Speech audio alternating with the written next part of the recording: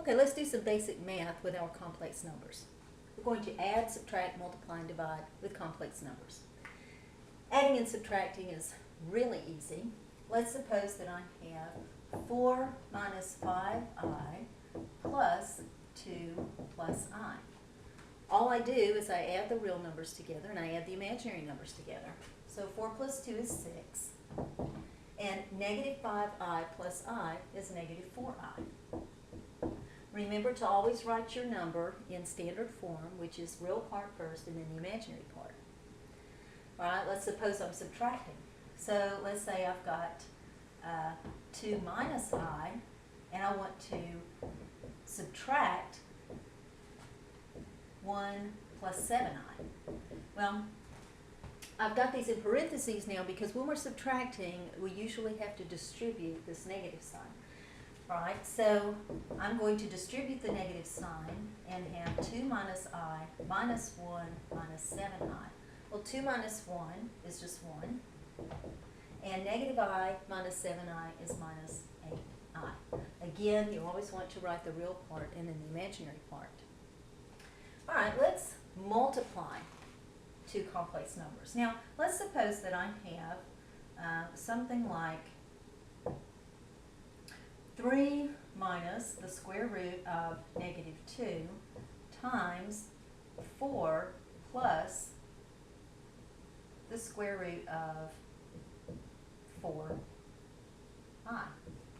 All right, so I've written this number in a form that doesn't contain I, and I've written this number in a form that can be simplified here.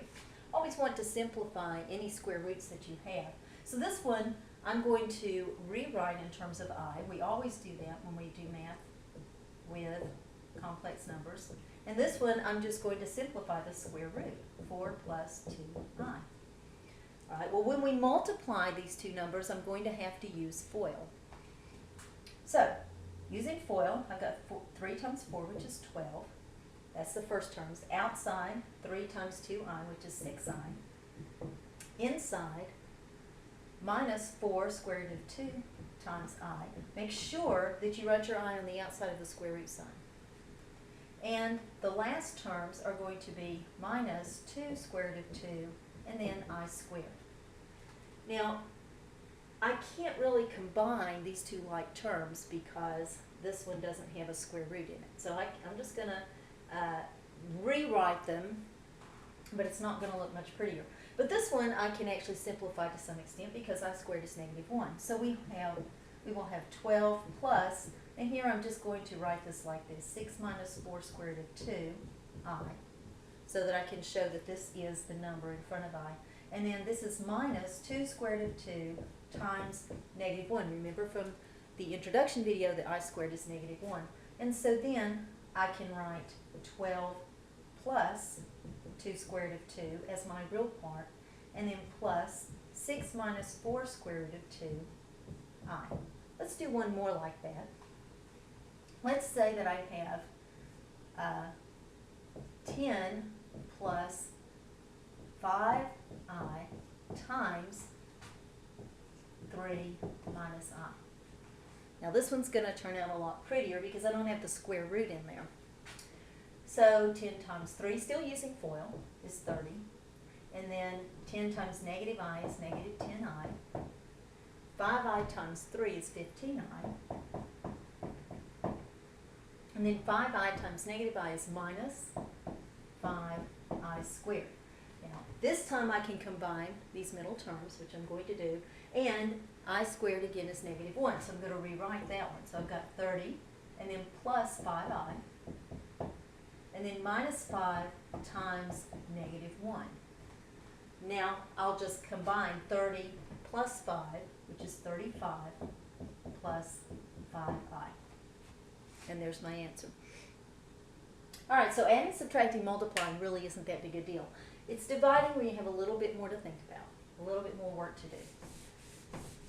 All right, so let's suppose that I'm going to do a real simple division here. Let's suppose that I'm just dividing 8 by 3i. Well, it doesn't look like there's really anything to divide, but there is. You see, remember that I is a square root. and we don't like to give our answers with square roots in the denominator. We always like to rationalize those. To rationalize a complex number or an imaginary number, all I have to do here is multiply by another I. That will get the square root out of the denominator. And so then I'll have 8I over 3I squared, but I squared is -1, so that's 8 over -3. Or you can write it as -8/3, either way. So this is dividing or rationalizing when it's just a simple one-term denominator. But if I have something like 4 over 6 minus, let's say 6 minus 5I. Well, now I have one of those complicated denominators that has a conjugate. And so I'm going to multiply the numerator and the denominator by the conjugate, which is 6 plus 5I. So 4 times 6 plus 5I. Now I'm not going to multiply that out just yet. And you'll see why in a minute. But then 6 minus 5I times 6 plus 5I looks like that same difference of two squares pattern that we had when we were rationalizing denominators with square roots in them. So the middle terms are going to cancel out. See, I'm going to get minus 5I times 6 and plus 5I times 6, and they're going to cancel out. So the 6 squared is 36. The middle terms, the outside inside, go away. And then I have minus 5I times plus 5I, which is minus 25I squared. All right, well, let's simplify that. So this is 4 times 6 plus 5I over 36 plus 25. 25 times -1, or negative 25 times -1 is going to be positive 25. So when I add those, then I get 61 in the denominator. Now the reason I didn't multiply this at first is because it might have been that I could have reduced these. In this case, I can't. All right? I cannot leave my answer in this form, though. I have got to separate my real and imaginary parts. So this is going to be 24 over 61. Well, I tell you what, let's do this in steps. I don't want to lose anyone. This is going to be 24 plus 20I over 61, and then the answer is going to be written as 24 over 61 plus 20 over 61I. This is how we would write our answer in standard form.